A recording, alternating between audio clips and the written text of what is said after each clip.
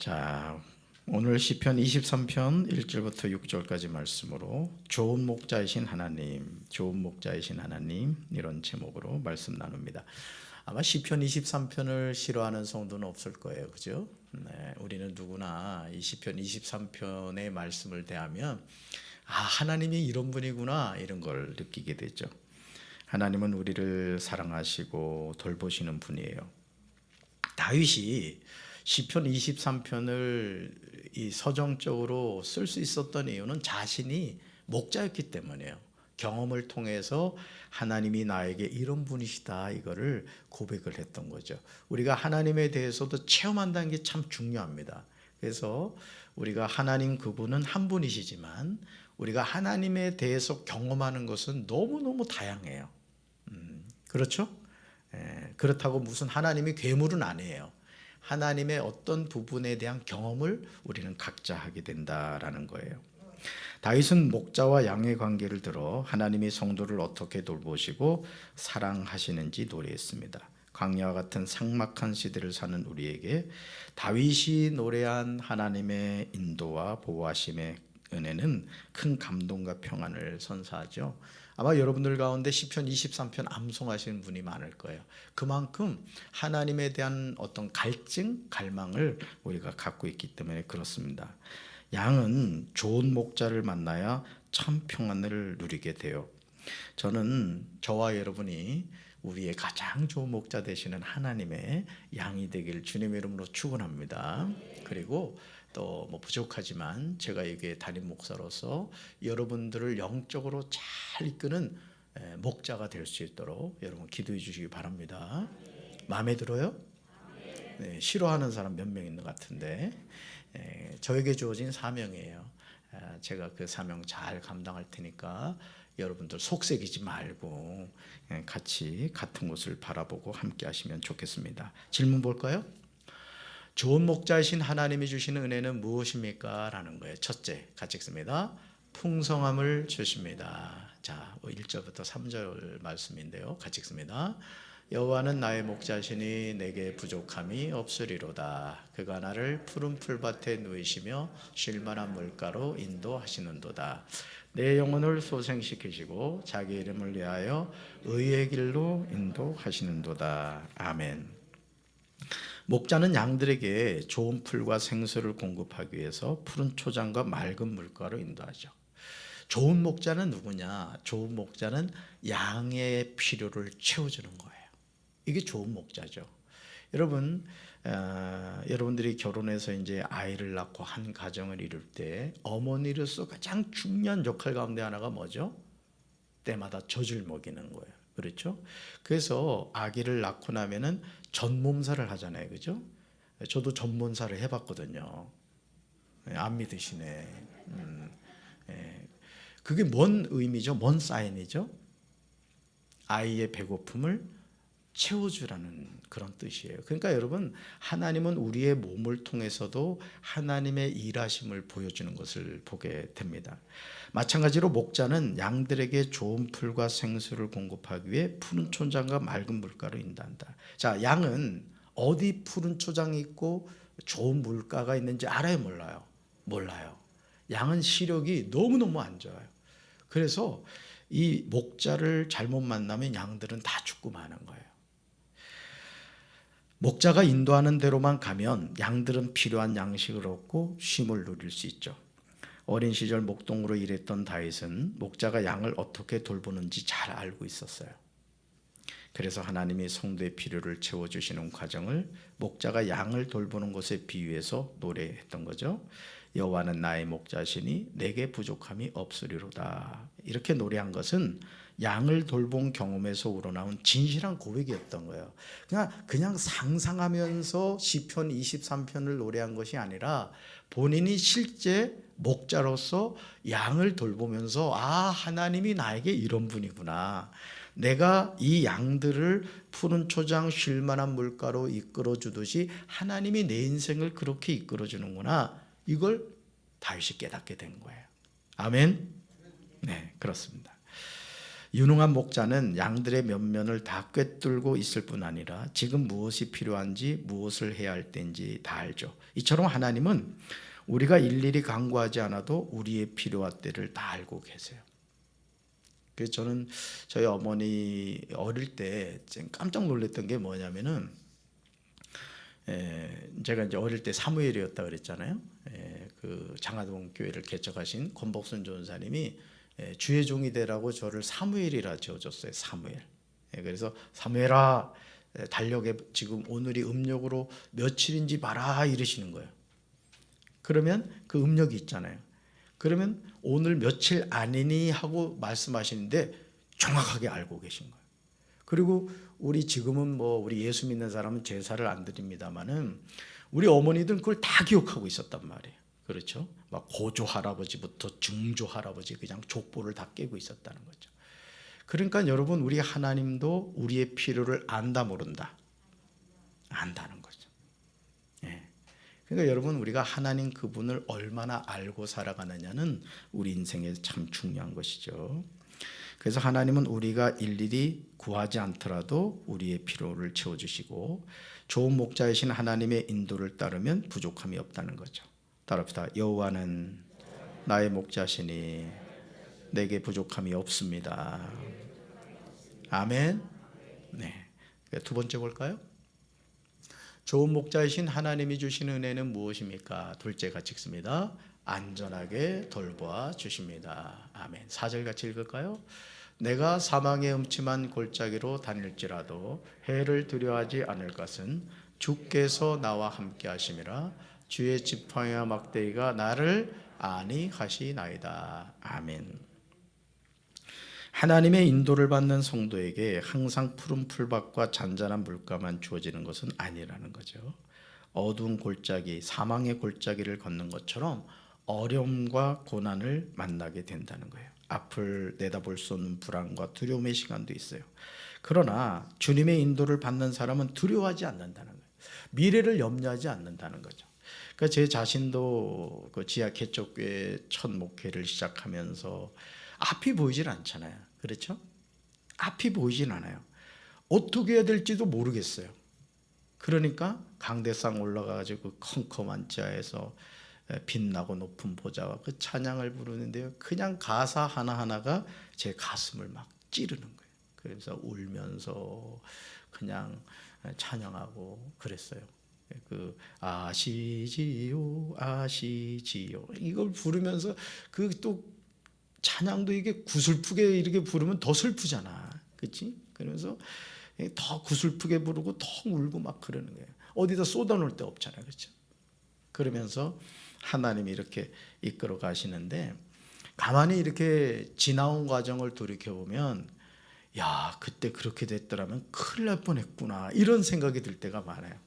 사실은 이제 지하 개척교회에서 한 7년을 목회를 하다가 어떻게든 좀 교회를 옮기고 싶은 거예요. 지하에 있는 교회 꿈에도 소원은 뭐냐면 지상 밖으로 나오는 거예요. 근데 여러분, 지하하고요 지상이 이 금액이 달라요. 그러니 뭐 웬만해서는 그 감당하기 어렵죠. 그래서 저희 형님한테 형 돈 좀 빌려주면 나중에 갚을 테니까 내가 교회 좀 옮기려고 한다고. 그 돈 좀 꿔달라 그랬지. 돈 냄새가 나더라고. 꿔줬을까 안 꿔줬을까? 안 꿔주더라고. 세상에. 그래가지고 내가 또 동서한테, 우리 저 처형 그 신랑 동서한테 그랬잖아. 내가 이만저만해서 저기 교회를 옮기려고 하는데 돈 좀 꿔달라고. 돈 냄새를 내가 맡잖아요. 있다 했을까 안 했다 했을까? 얼마나 서운했겠어요 제가. 세상에 믿을 뿐 없다. 근데 그게 은혜더라고요. 그러니까 여러분, 때로는 우리가 어떤 길을 가다가 막히잖아요. 여러분, 물이 흘러갈 때요, 물은요 앞에 큰 장애물이 있잖아요. 기다려요. 언제까지? 물이 찰 때까지 기다립니다. 그리고 넘어가요. 그리고 찰 수 없으면 돌아가요. 그러니까 여러분, 우리 인생 여정도 어떻게 보면 저도 그렇습니다. 만약 거기에서 제가 어떤 뭐 인간적인 방법을 구하고 막 하려고 했다고 하면 어떻게 되겠어요? 제가 인천 내리교회 부목사로 못 갔겠죠. 그러니까 하나님 때가 있더라고요. 그 제가 우리 전도사님들한테도 계속 얘기하는 게 뭐냐면 하나님의 때가 있으니까 잘 준비해라. 제가 그 얘기를 많이 합니다. 기도 많이 해라. 제가 그 얘기를 많이 해요. 여러분의 인생도 마찬가지입니다. 막혔다고 그 앞에서 울고 있지 말고 때가 차면 넘어가게 되고 안 되면 돌아가게 해주실 줄로 믿습니다. 그래서 주님의 인도를 받는 사람은 두려워하지 않아요. 미래를 염려하지 않아요. 왜요? 우리 목자가 누구세요? 하나님이시니까. 아멘. 좋은 목자이신 하나님이 친히 보호하고 돌보시기 때문에 그래요. 우리와 함께 걸으며 지팡이와 막대기로 보살펴 주시기 때문이죠. 선한 목자, 좋은 목자는 양들을 버려두고 혼자 달려가지 않아요. 항상 그 양들과 함께 움직여요. 그러면서 어디 아픈 양이 없나, 병든 양이 없나, 또 탈진해 있는 양이 없나 늘 살피죠. 여러분, 하나님은 우리를 불꽃 같은 눈동자로 지켜보고 계신 줄로 믿습니다. 다윗은 위기의 순간마다 구해주시는 하나님을 여러 번 경험했어요. 하나님을 안전하게 지켜주시는 나의 목자로 믿고 산 다윗에게 베풀어준 하나님의 은혜예요. 여러분, 우리의 삶도 하나님이 지켜주실 줄로 믿습니다. 그래서 여러분들이 그 하나님을 믿으셔도 돼요. 제가 목회하면서 제가 만난 하나님은 아주 믿어도 돼요. 그 하나님 누구 하나님? 믿습니까? 네, 그 하나님 자주 찾으시기 바라요. 우리도 다윗과 같은 믿음으로 하나님의 은혜의 보호하심을 경험하는 성도가 되어야 될 줄로 믿습니다. 자, 셋째 볼까요? 셋째, 좋은 목자이신 하나님이 주시는 은혜는 무엇입니까? 셋째가 책습니다. 영원까지 인도해 주십니다. 아멘. 5절과 6절 읽습니다. 주께서 내 원수의 목전에서 내게 상을 차려주시고 기름을 내 머리에 부으셨으니 내 잔이 넘치나이다. 아멘. 비록 지금 원수의 목전에서 수치를 당하고 있을지라도 결국 그 원수들이 보는 앞에서 하나님이 차려주신 성대한 만찬을 받게 될 것이라는 믿음이 다윗에게 있었어요.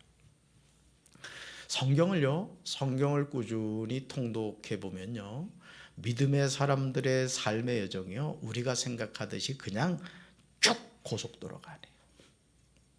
넘어질 때도 있고요, 엄청난 부끄러운 모습도 많아요. 여러분, 다윗의 삶도 그렇습니다. 다윗도 사울왕이 하도 자기를 죽이려고 하니까 아예 블레셋 적군의 나라에 들어가 버렸어요. 그랬는데 갑자기 블레셋 그 방백들이 이 다윗이 어떤 사람입니까? 사울이 죽은 사람은 천천히고 다윗은 만만이라 이거예요. 그 죽인 사람이 누구야? 블레셋 사람이라고. 그러니까 어디로 들어간 거야? 사자 입으로 들어간 거예요. 적 소굴로 들어간 거라고요. 그러니까 다윗이 어떻게 하는지 아십니까? 다윗이요, 이 대문짝에 그적거렸다 그랬어요. 이게 뭐냐면 침을 질질 흘리면서 아주 그냥 쉽게 말하면 그 막 오줌 싸듯이 미친 행동을 한 거예요. 왜요? 뭐 하기 위해서? 살기 위해서. 예를 들어서 다윗이 그런 순간에 말이죠, 나의 이 용맹성을 드러내리라 막 그러면서 이 인간적인 혈기를 부렸다면 어떻게 됐을까? 그건 하나님께 쓰임을 받지 못했을 겁니다. 그러니까 여러분, 하나님이 낮추시면 낮아지시기 바라요. 엎어 있어라 하면 엎어져 있으세요. 달려라 하면 달리세요. 멈춰라 하면 멈추세요. 왜? 우리 인생은 누구 손에 있어요? 하나님의 손에. 그래서 저도 이렇게 목회를 하면서 참 돌이켜보면 그래요. 돌이켜보면 여기 오기까지 하나님의 이끄심이 너무 섬세한 거예요. 그러니까 여러분, 연이 하늘을 잘 날기 위해서는요, 공기에 자신을 맡기면 되는 거예요. 바람에 맡기면 되는 거예요. 우리 인생도 마찬가지입니다. 누구 손에 맡게 될까요? 그분이 나의 뭐가 되니까? 목자가 되시고 아버지가 되시니까. 할렐루야. 좋은 목자이신 하나님은 불의한 자들과 악한 자들의 손에서 우리를 건져내실 뿐만 아니라 존귀한 자로 인정하며 세워주세요. 우리에게 베푸시는 하나님의 은혜는 선하고 아름다운 것인 줄로 믿습니다. 그런데 은혜 가득한 하나님의 인도는 이 땅에 사는 동안만 이루어지는 게 아니에요. 이게 참 감사한 거예요. 그러니까 여러분, 이번에도 우리 그 황채봉 집사님 그 장례를 했습니다마는 여러분 97년의 생애가 짧지 않잖아요. 여러분 몇 세까지 살아야 된다 그랬어요? 100세까지 안 사면 내 이번에도 살짝 고민했어. 3년을 못 채우셨잖아. 내가 마음을 넓게 가지고 장례를 해드렸는데 여러분 가만히 돌이켜 보세요. 우리가 100년, 1000년, 만년을 산다 할지라도 우리 인생이 여러분 하나님 없으면 무슨 의미가 있겠습니까? 그렇죠? 네, 그렇죠. 결국은 하나님이 우리에게 베푸시는 그 은혜 때문에 우리가 살아가는 거예요. 그런데 이 은혜가 이 땅에서만이 아니라는 거예요. 그러니까 여러분 구원의 분명한 확신을 가지고 살아갈 때 인생의 어떤 사망의 음침한 골짜기를 지난다고 할지라도 우리의 시선은 어디가 돼야 되는 거예요? 하나님이 돼야 되는 거예요. 아멘? 그렇습니다. 그래서 일생을 다하여 하나님 나라에 들어갈 때까지 계속 된다라는 거예요. 그러니까 여러분 하나님은요 신실하세요. 배신을 하지 않아요. 우리가 하나님 배신해서 문제지 하나님은 우리를 절대 배신하지 않아요. 우리를 끝까지 책임져 주세요. 그러니까 여러분 저같이 강원도 시골에서 태어난 촌놈이 말해. 목사님 되게 주세요. 목사님 되게 주세요. 난 밥 먹을 때마다 기도했다니까. 길게도 안 했어요. 그냥 목사님 되게 주세요 하고 얼른 먹었지. 그러니까 하나님이 그 기도를 기억하시더라고요. 여러분 기도도 기억하신 줄로 믿습니다. 따라서 성도는 영원한 나라에 이를 때까지 주님의 인도하심을 따라야 돼요. 저항하지 마세요. 막힌 것 같아도 하나님의 뜻이 있지 뭐. 안 되는 것 같아도 하나님의 계획하심이 있지 뭐. 여러분이 그 하나님을 신뢰하면 하나님이 때가 되면 높여주실 줄로 믿습니다. 사람들은 모두 힘겨운 일을 겪어요. 외롭고 고독하죠. 그러나 고단한 삶을 사는 우리에게 좋은 목자이신 하나님이 동행하고 계신 줄로 믿습니다. 그래서 여러분 먼 길을 가도요 좋은 친구가 옆에 있으면요 길 가는 게 피곤하지 않아요.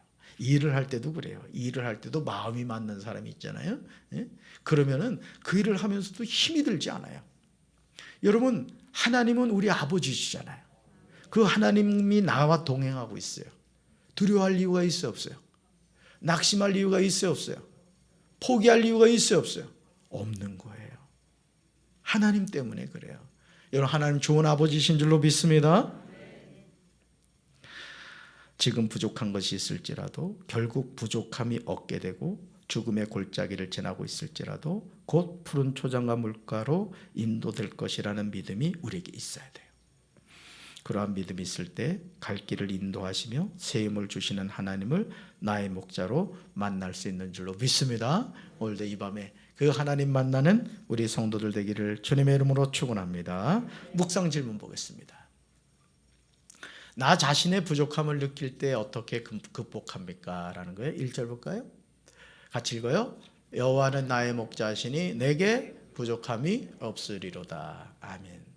자, 여러분 나는 되는 일이 없어. 또 나는 뭐 재능이 없어. 이런 생각을 갖고 계신 분들이 있죠. 뭐 돈도 없고 실력도 없고 배경도 없고 백도 없고 뭐 하여간 없는 것밖에 없어요. 그럼 역으로 한번 생각해 봐요. 없는 것밖에 없고 부족한 것밖에 없어요. 그럼 나머지는 누가 채워주신다는 얘기예요? 어제 눈만 껌뻑거리고 있어요. 아시겠어요? 내가 연약하고 부족할수록 누가 더 신경 쓰신다? 하나님이. 하나님은 약한 자를 귀하게 보시는 거예요. 교만한 자를 하나님 대적하십니다. 그러니까 여러분이 앞으로는 항상 마음에 내가 돈이 없다. 하나님 채워주시겠구나. 내가 지식이 부족하다. 하나님 채워주시겠구나. 여러분 지혜가 부족하거든 지혜를 구하라고 그랬잖아요. 채워주실 줄로 믿습니다. 그래서 다윗은 여호와는 나의 목자시니 내게 부족함이 없으리다 고백한 거예요. 부족한 것 채워주신 하나님 믿으시기 바랍니다. 두 번째요. 마음의 두려움을 이기는 나만의 방법은 무엇입니까? 라는 거예요. 4절 같이 읽습니다. 내가 사망의 음침한 골짜기로 다닐지라도 해를 두려워하지 않을 것은 주께서 나와 함께 하심이라 주의 지팡이와 막대기가 나를 안위하시나이다. 아멘. 제가 언젠가 말씀을 드렸는데 중학교 1학년 때였던 것 같아요. 제가 영월 중고등학교 앞에 오무개, 아버지가 오무개에다가 집을, 이름도 재미있죠? 오무개. 예, 거기서 살았어요. 근데 그때 부모님은 이제 시골에서 다시 이제 돌아가셔서 농사를 이제 짓고 있는 상황인데, 토요일이었는데 그 어머니를 보고 싶은 거예요. 이제 할머니가 밥을 해주셨는데, 그래가지고 엄마한테 가고 싶은 거야. 근데 차비가 없는 거예요, 차비가. 그래서 할머니한테 차비 좀 해달라고 했더니 좀 빨리 주셨으면 좋았을 텐데, 하여간 어떻게 해서 그때 아마 500원인가를 이제 가지고 이제 그 작은 다리로 뛰 가는 거예요. 제가 다리가 조금만 길었어도 괜찮았는데 다리가 짧아가지고 뛰어가봐야 뭐 굴러가는 거나 비슷하지. 그래가지고 부지런히 뛰어갔는데 말이죠. 여러분, 제일 속상할 때가 언제인지 아십니까?